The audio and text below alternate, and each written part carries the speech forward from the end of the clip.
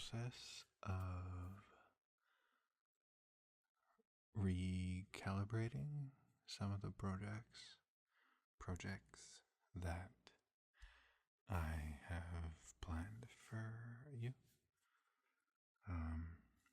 Because I have a new version of Maya, I have to set everything up and change things over, and it's a whole process. So I thought for now I would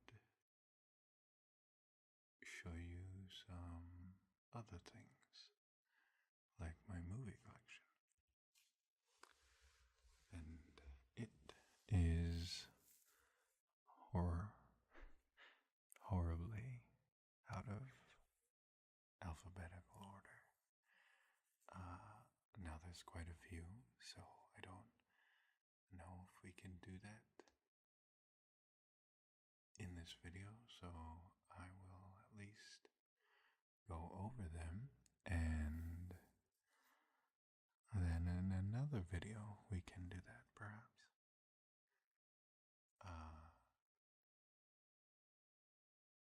So let's start. Right on the top shelf, I have Alien, the Alien Anthology.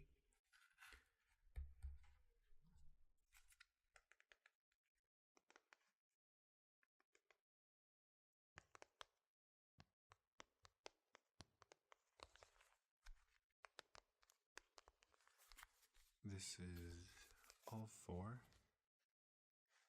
Alien,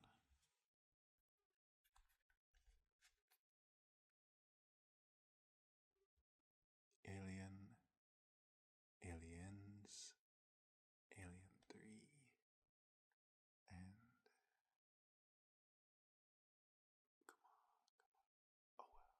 Alien Resurrection. And an unbelievable amount of behind the scenes content.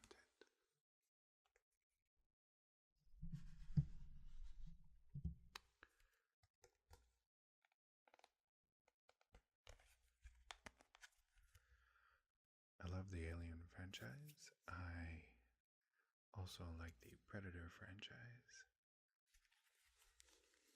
But I don't have any of the traditional Predator movies.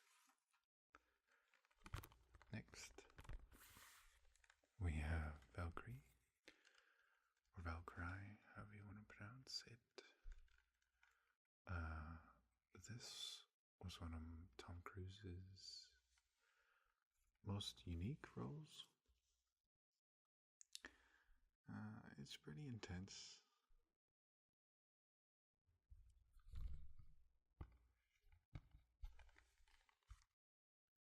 Has to do with the assassinating of Hitler. And that's a V movie, so we'll put that over there. Next we have Priest, Paul Bettany.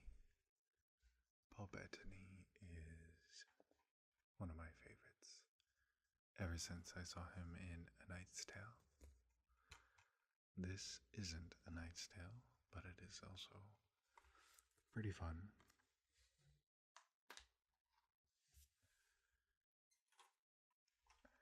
And here we have Saw 2. I have owned this franchise a couple times.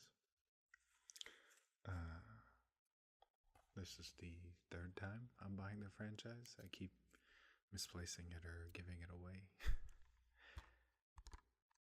I love it. The story in the Saw franchise is so intricate. You need to watch all 7 movies in order to understand it, because questions and little things like the type of jewelry somebody's wearing in the fourth film or the second film are clues and answers in the storyline that you don't find out till like the fifth or sixth movie. You're probably gonna notice a huge difference or a huge lean on horror films. Next is Phone Booth, Colin Farrell. I like these movies where the main character is isolated in a very confined space, and there's an unknown voice controlling him, telling them what to do.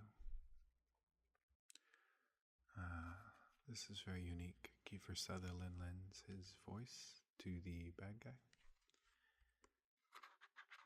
It's pretty sweet.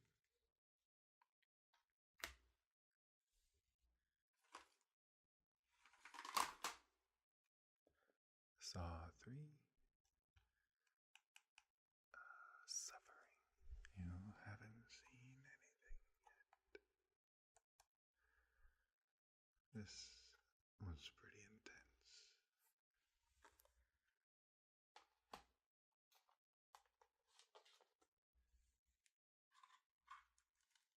And Saw, the one that started it all. I believe this movie was made on a budget of $10,000, and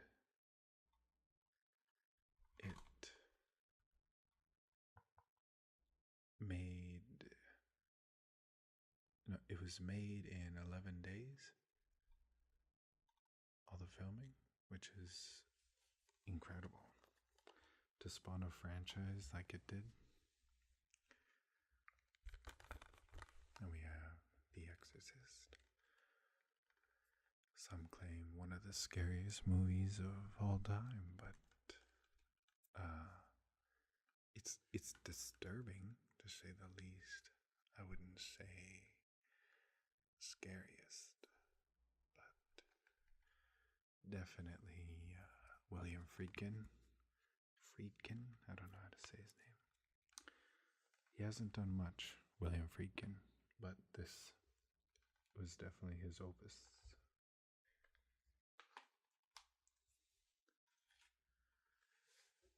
And American Mary, which is a wonderful film about revenge and justice. The Soska sisters, currently running the Elevator TV show. Canadian sister team director combo. There they are there. On the photo or the bonus features text is near. They're pretty intense. This movie is about an aspiring doctor who ends up getting into the body modification industry.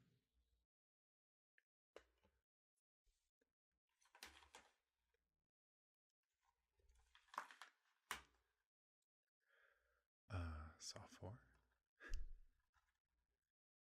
Yeah. Not much to say, definitely. He says it's a trap, and it definitely is. Here we have, well, I just dropped a bunch of movies, and you'll notice that they're currently in a different position than they were. So, Jack Reacher. This film, the first 10 minutes, hold your breath. I've never seen what they do in this movie done in film before. The amount of motion and weight being able to be conveyed without a single word is intense. The sequel was good, but I wouldn't say it was better.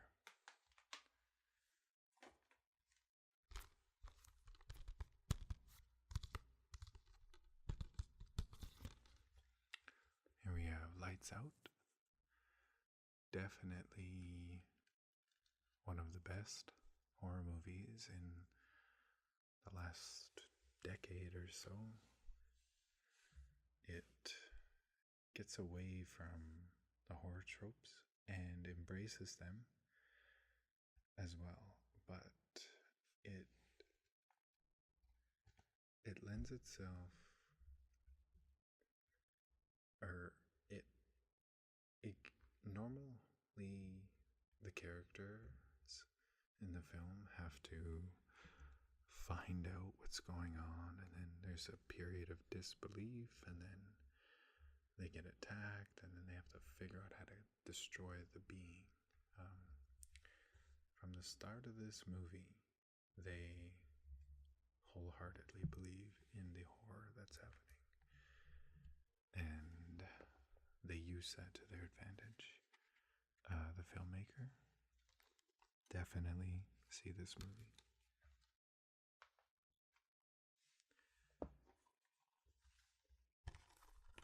This Everest, I haven't seen this yet, but I just bought it. So let's hope it's okay.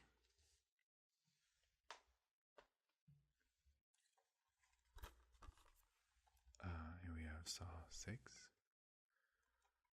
Definitely intense. This is where things start to really pick up as far as answers and the veil being taken off, the secrecy of what's actually happening with the killer and their helper.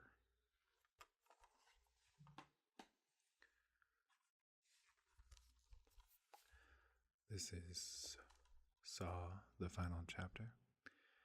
It was originally supposed to be 2 films, but the producers didn't want it to carry on that long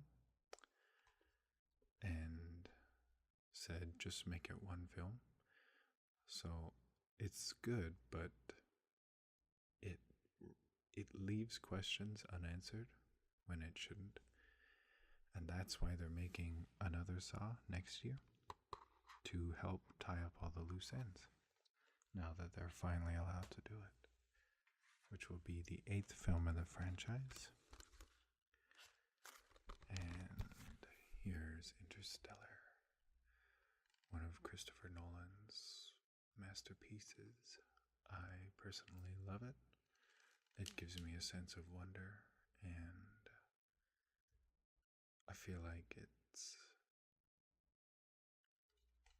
close to reality, a future that we could end up seeing ourselves in.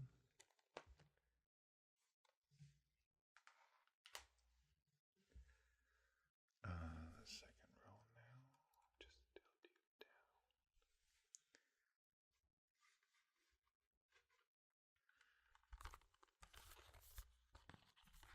Here we have Fast 5. I believe this is the 5th film in the franchise. Obviously. This film goes from being a tuner export film, it's about racing, into it starts changing when they realize it needs to adapt to stay strong. And they start to make these genre films, like heist films and crime films, and they change and adapt to what the public wants to see, instead of just being, fancy cars, women, and all that jazz. Definitely a franchise that gets better and better, although it's also becoming its own joke.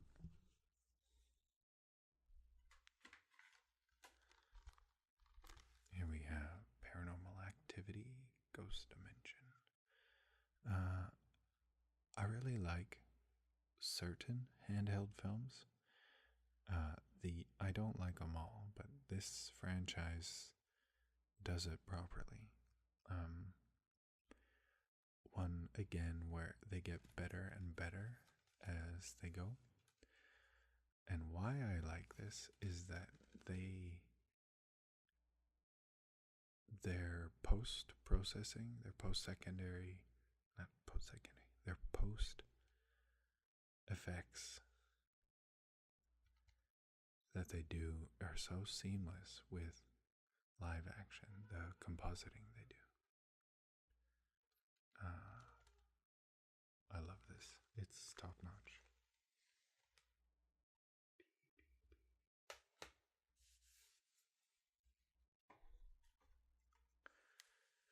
And here we have double feature, Texas Chainsaw Massacre and the prequel, the beginning.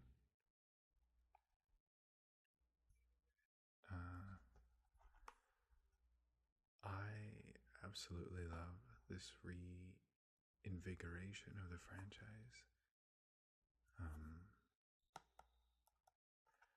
It was done by Platinum Dunes, I believe. Yep, which is Michael Bay's company. He has a good vision for horror. Definitely true to the original a little bit.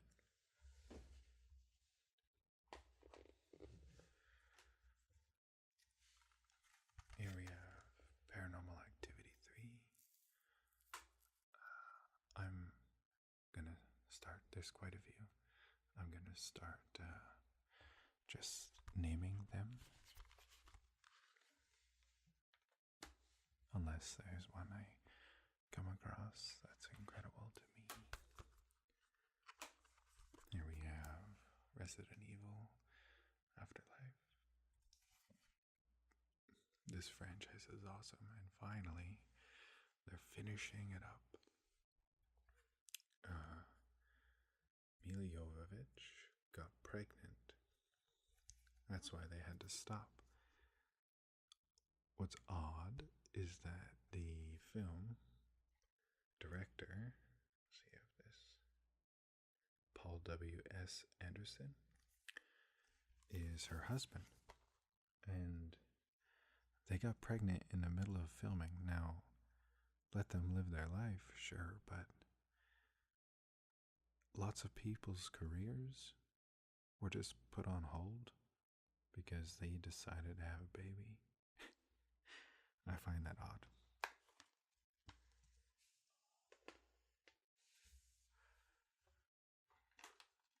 There we have Paranormal Activity 2.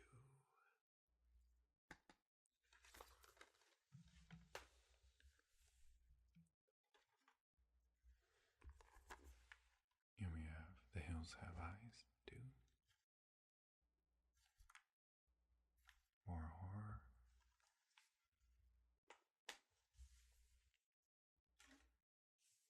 And The Hills Have Eyes 1. Now, this was originally done by Wes Craven, and I don't think he had a hand in these at all.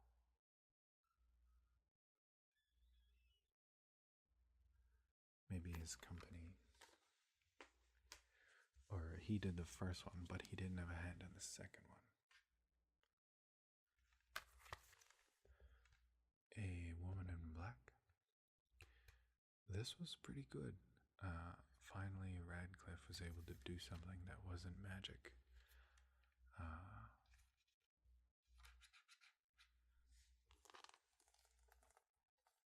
But the sequel was a good tie-off because there was no second book, so it was all new content, and it was really interesting to see the sequel play out.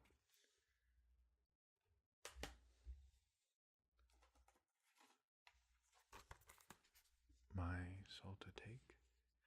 I've seen this, but I can't remember what it's about. It's good. It's a fun slasher flick from Wes Craven.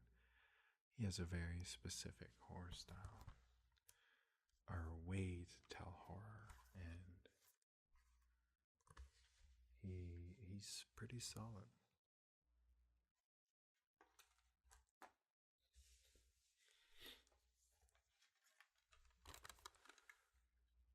The Divide. This, I said I was just going to talk about them, or say their names, and then I keep talking about them. Oh well. The Divide.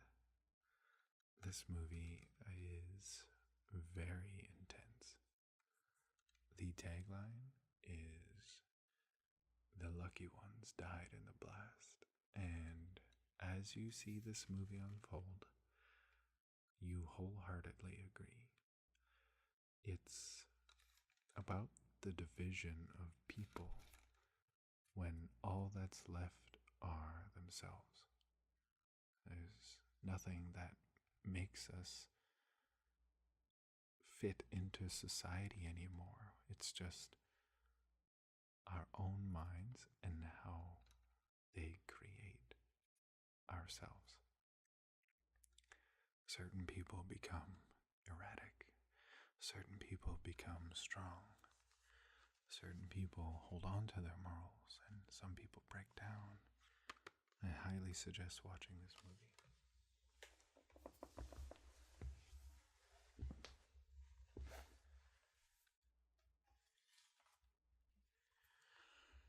Here we have Taken, the original one. This is the 2-disc extended cut.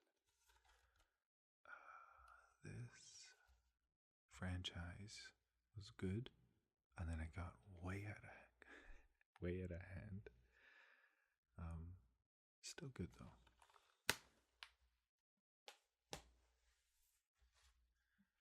I was supposed to take this out.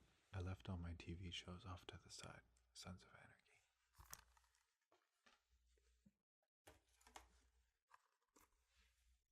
Skyline, alien film. Not that good.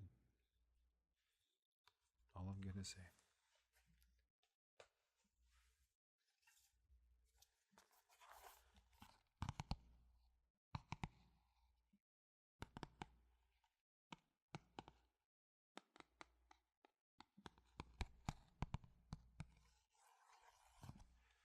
This is X-Men, Days of Future Past, Rogue Cut.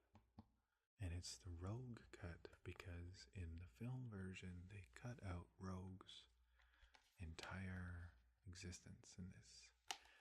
And then made this, and the whole film made sense after.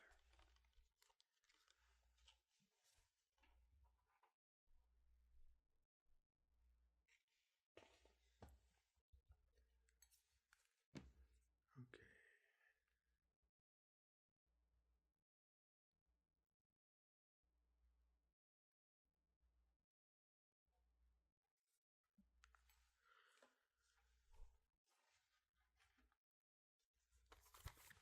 Next we have Mission Impossible. This franchise is so good. It goes from being wonderful to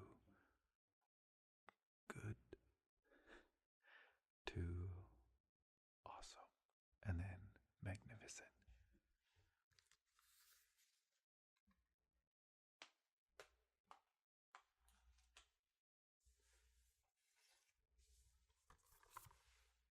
Dodgeball.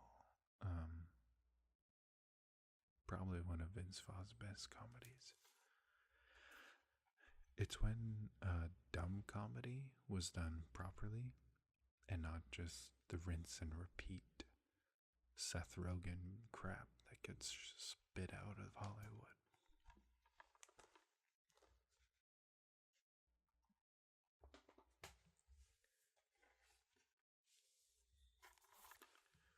Mission Impossible 3. This is probably one of my favorite, probably second favorite. Philip Seymour Hoffman plays the crazed craziest villain you'll ever see.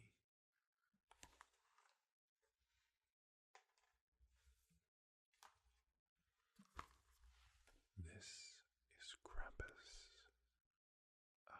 Kind of a sleeper hit. I was worried when they were going to mix comedy and horror, but the cast they got was able to pull it off perfectly. And watch to the end, please. I've had too many people say, I'm tired of those kinds of endings, and they turn it off before the very end. This movie is awesome.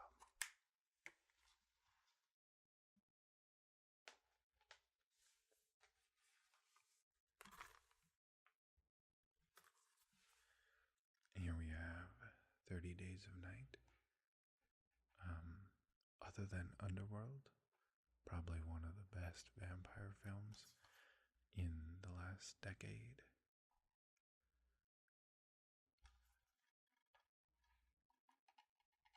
It was violent and real, and it wasn't frickin' Twilight.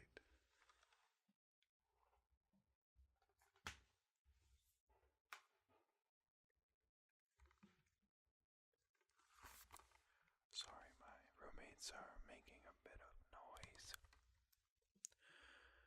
Here we have Underworld. So good. I love this franchise. I don't know. It never disappoints me. Every time they make a new one, it's amplified more than the last film.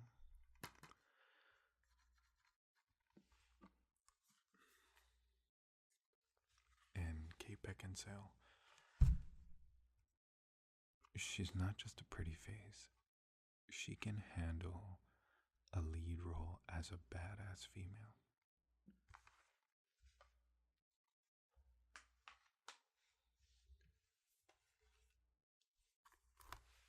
Here. You see that catch? Oh yeah. Here we have Drag Me to Hell. This this movie is so good. It's kind of over the top horror from Sam Raimi. If you like pushy theatrical horror, this is definitely one you should watch. It's a reboot or remake.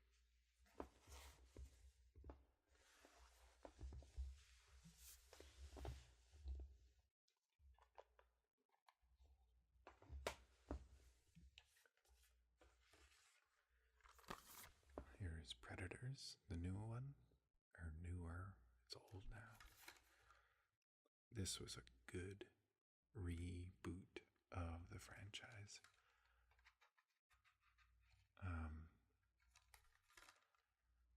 And they're also rebooting it again. Shane Black is directing, and Shane Black is awesome.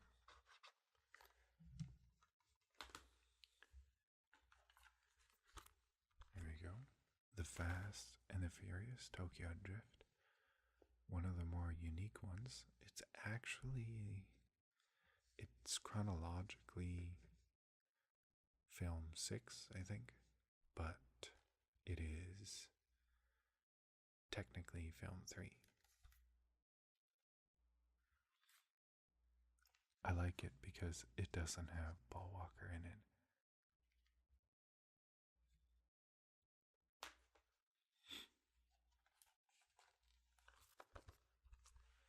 We have Friday the 13th, the new one. Kind of a failed movie. They tried to restart it and they ended up making the same old Jason film, which is good. But when you're rebooting something, you want to reboot it. Don't just rinse and repeat. So they're making one more. It's coming out next year, and it'll be the 13th, Friday the 13th movie. lucky number 13, right? Let's hope it's good.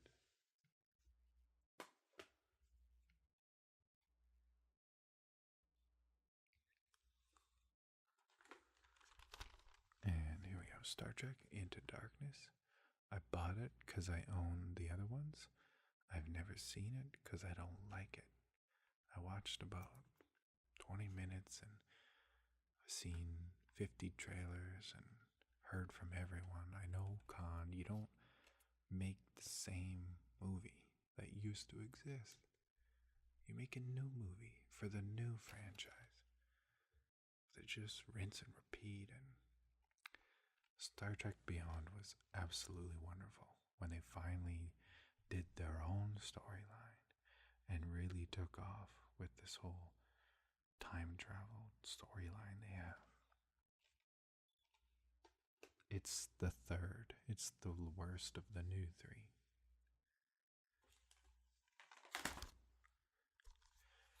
Here we have The Fifth Wave. Chloe Grace Moretz. Interesting movie. There's a Black Mirror episode in season 3 that is very similar to this. I actually prefer this, or the Black Mirror over this, but it's a pretty cool story.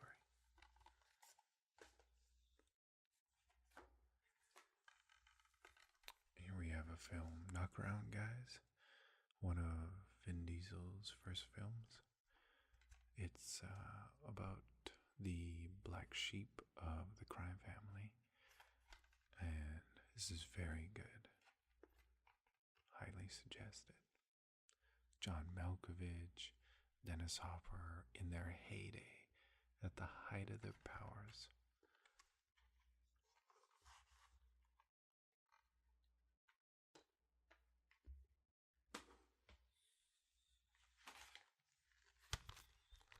Here we have Mad Max. This movie was so good, so good. I remember sitting down, not really knowing what to expect because it was forever since we had a Mad Max film. The old ones were Mel Gibson, and he kind of took a nosedive, but side note, Mel Gibson films are amazing. Mad Max Fury Road blew me away. Especially in a CG sense. The post-production put on top of the live film that they did so much on set that post-production only needed to do that extra little push and it was perfect.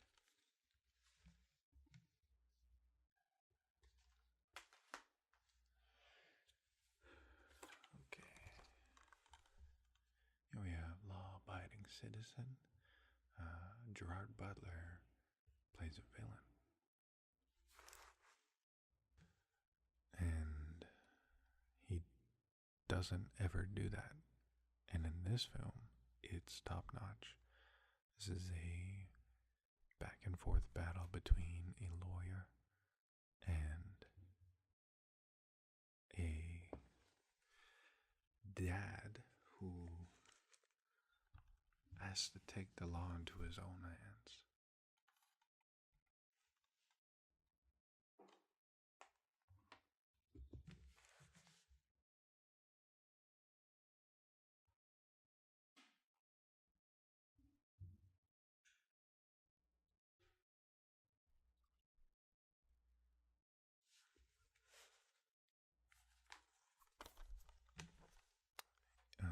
Insidious.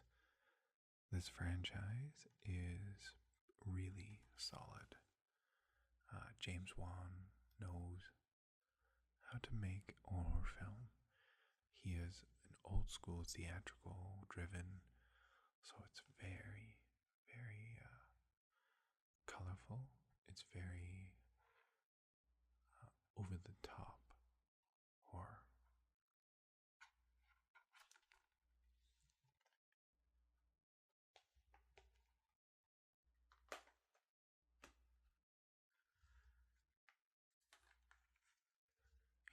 Shutter Island. Probably one of DiCaprio's unique films. It's a mind bender, definitely. And it gets you thinking at the end, like, what exactly just happened? Kind of like Inception.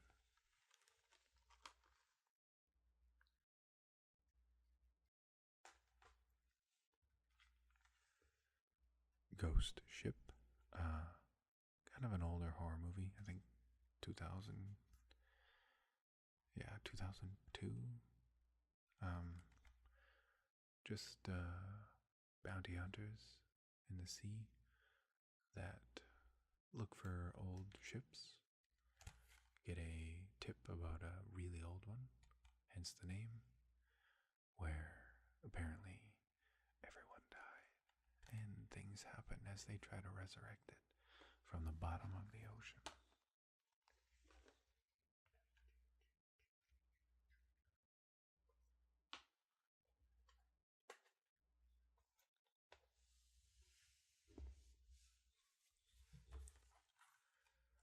Apollo 18.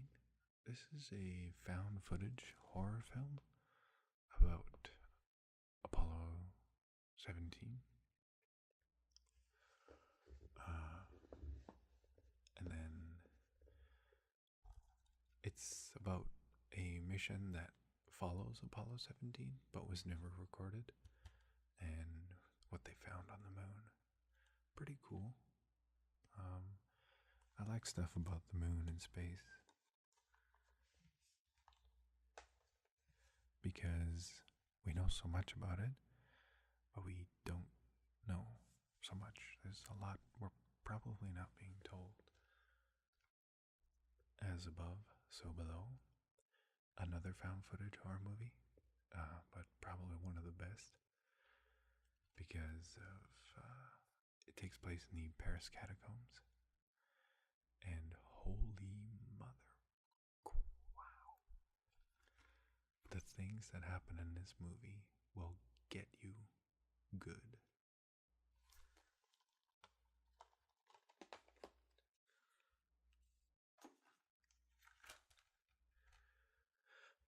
Jeepers Creepers. This movie was amazing.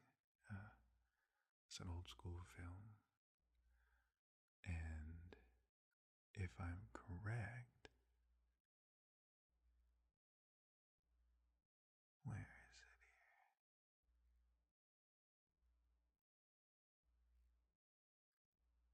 Well, the third one's coming out soon. I just know there's a very dark fact about the filmmaker.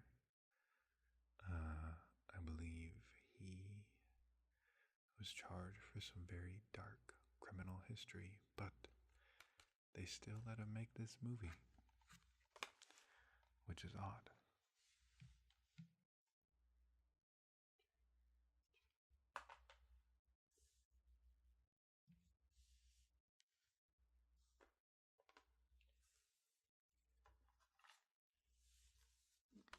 And my roommates are getting pretty noisy, so I'll finish here with one of the best zombie movies to date, Dawn of the Dead, the remake.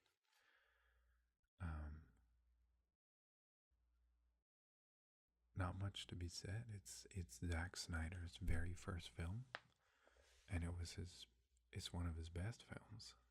I do know that when he was making this film, he filmed the scenes as if they were on the storyboard. He filmed the first scene, then the second scene, then the third scene, all the way to the end in chronological order. And that's not really how you do it in a film. Almost 100% of everyone else would have done like film 10 or scene 10, and then, the end of the shot of the movie, depending on where they were, what they could get, who's available, stuff like that. But it is wonderful. I know there's a couple scenes where Sarah Polley, the main actress, has to fall on her back and do get pretty physical. but she has a spine injury, so there's a stunt double for that, sadly. But the best thing is Zack Snyder did is if there was a zombie that had no arms, he hired a disability, person with a disability of no arm. And if there was no legs, he hired someone with no legs, and they dressed up his limbs as if they were torn off or whatever. And he made it almost all of the blood effects, actually all of the blood effects are special effects done on scene, on set. There was not a whole lot of post-production on this, other than like color correction and stuff like that, explosions. But yeah, definitely watch this.